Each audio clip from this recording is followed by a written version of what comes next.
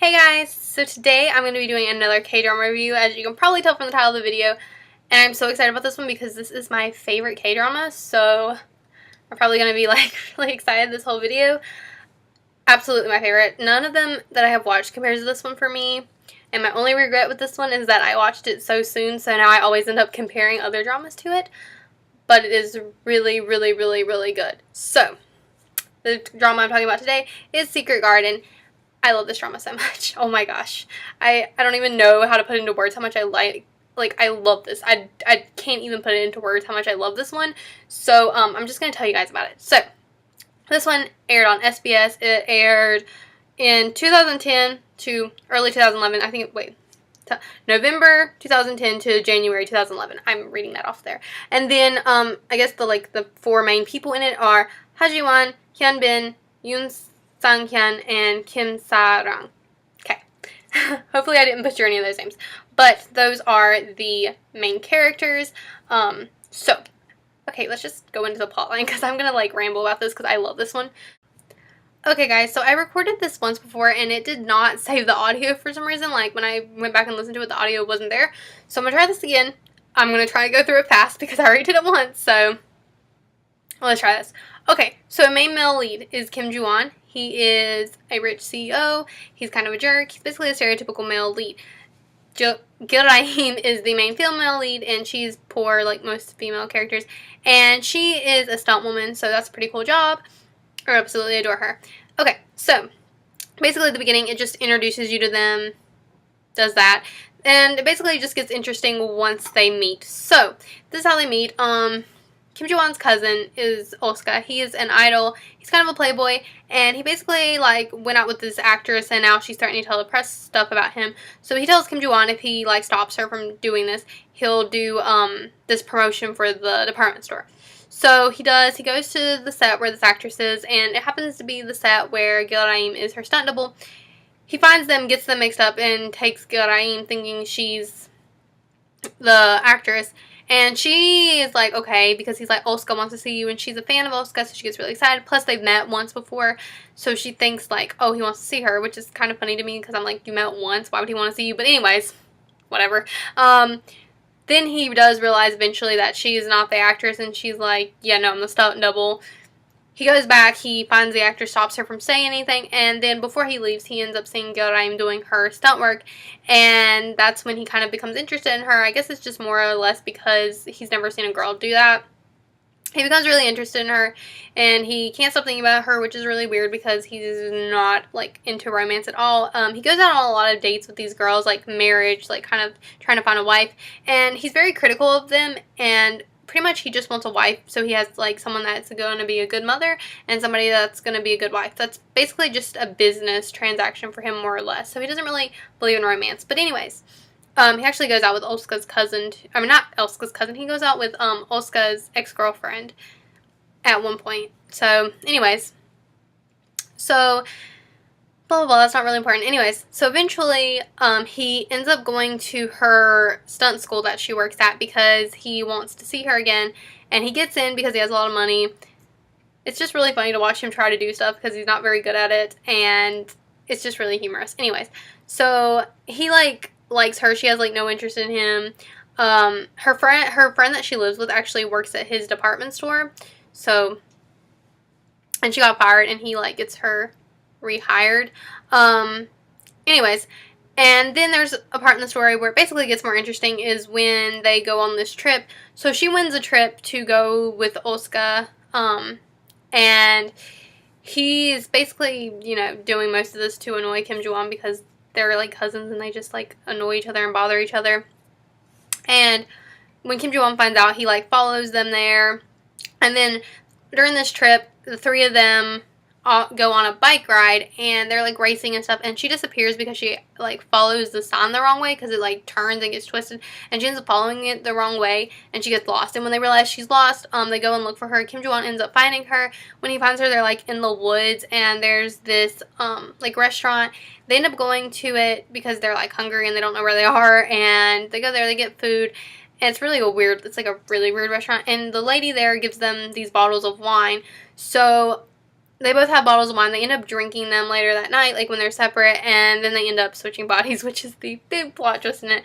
And basically is the main plot of the story is when they switch bodies, because you basically, it's really hilarious because you get to watch them being each other's bodies and like deal with being each other, and it's so funny. That's like the best part of it, I think.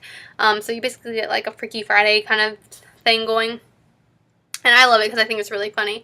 So they deal with that, and I think they switch bodies in total 3 times. So it's like they switch bodies and then they get unswitched, but then they end up switching again, and then yeah. So they switch 3 times in total. After they get unswitched the first time, that's when they start to realize like their feelings towards each other. But basically, Kim Joo-won, his whole thing is because his marriage is going to be basically a business deal, essentially.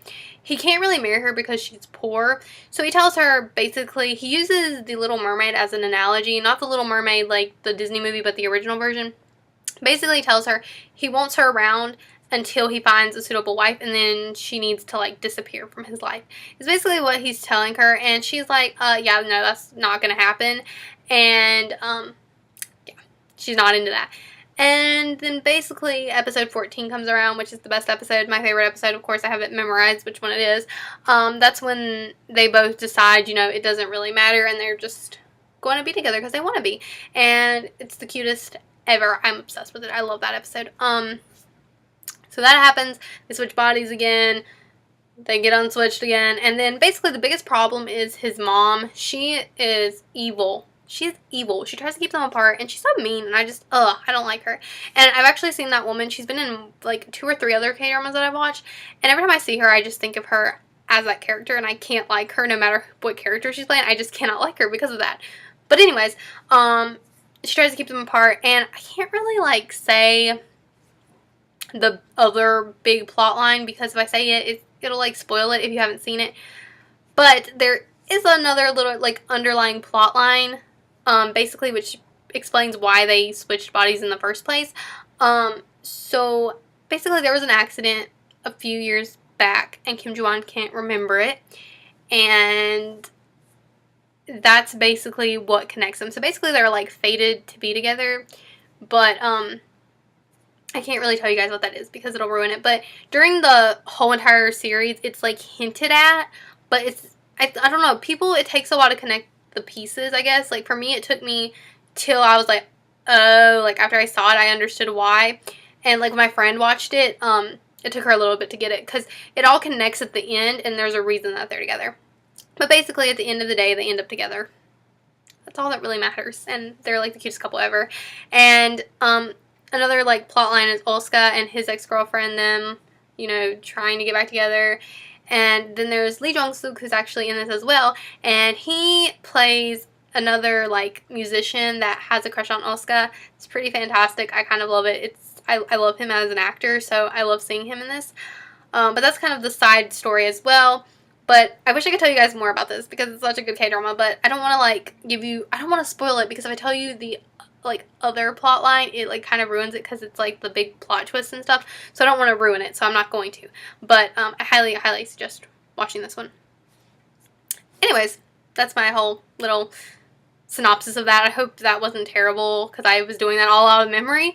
But anyways, so this K-drama, I give it a 10 out of 10. I highly recommend it. If you've seen it, let me know what you guys think of it. I absolutely adore it. And yeah, so I gave it a 10 out of 10. Things that I like about it: I like the actors, I like the chemistry between them. I love the storyline because it's like supernatural with the whole switching bodies thing. I think it's really cool. I don't know, I like the secondary characters. Like, there wasn't really any character I didn't like it. Even the mom that I didn't like, she plays evil really, really well, and I appreciate that. So I really liked everything about this K-drama. The only thing I don't like is there are parts where it gets slow, and it does get a little bit confusing when they switch bodies, because when they switch bodies, they're obviously, you know, supposed to be in each other's bodies, but then there's parts of it where, I guess, like, they want them to be saying something as themselves, but they're still switched bodies. So it'll do like this thing where it'll look like they've switched back, but they haven't really switched back. It's just showing them saying it in their own bodies. I know that sounds really weird. You have to watch it to understand. It's strange. And when my friend was watching it, she kept getting confused because she thought they had switched back, and I was like, no, it's just I guess they wanted them to say it in their own bodies, and then but they're actually still technically switched. It's very, very confusing. So that's a little confusing, but other than that, I absolutely love this K-drama. 10 out of 10 would recommend it. Like I said, I've watched it by myself. I finished it. I would still go and watch scenes from it just because I love it that much. And then my friend, her mom had actually watched it and had told her it was really good. And I was like, you need to watch it. I finally convinced her to watch it, and she watched it, and I ended up watching it with her. Part of it, not all of it, because she watched some of it while I was in class, but a lot of it I watched with her, and I feel like I kind of like spoiled it a little bit just because I love it so much, but I adore it. And I wish I could tell you guys like word for word everything about it, but I don't want to spoil it if you haven't seen it. But if you have, let me know what you guys thought of it. I love it. It's my favorite one.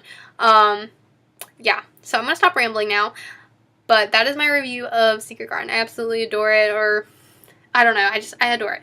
So let me know what you guys think of it, and if you have any other K-dramas that I should watch, let me know. I'm watching one right now. I'm about halfway through with it, so I'll be looking for another one to start eventually, so let me know if you have any that I should watch. Anyways, the next the next review will be of Boys Over Flowers, and that'll probably be either next week or the week after. I'm probably going to do these every other week, so you'll see that. But anyways, I'm going to go, and I'll talk to you guys later.